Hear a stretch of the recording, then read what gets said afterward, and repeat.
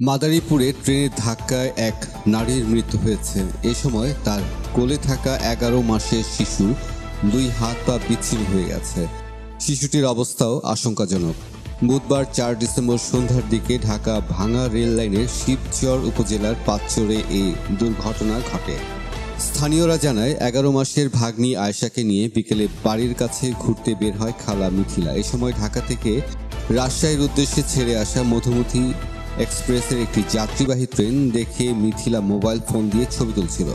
এ সময় অসাবধানতাবশত যাত্রীবাহী মধুমতি এক্সপ্রেস ট্রেনটি তাকে ধাক্কা দিলে ঘটনাস্থলেই মারা যায় মিথিলা। এতে গুরুতর আহত হয় তার কোলে থাকা 11 মাসের আয়েশা।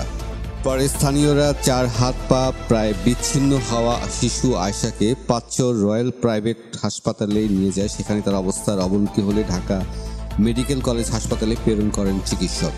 এ বিষয়ে মাদারীপুরে শিবচর থানার ভারপ্রাপ্ত কর্মকর্তা মোহাম্মদ আক্তার হোসেন জানান, ট্রেনের ধাক্কায় ঘটনাস্থলেই এক নারীর মৃত্যু হয়েছে।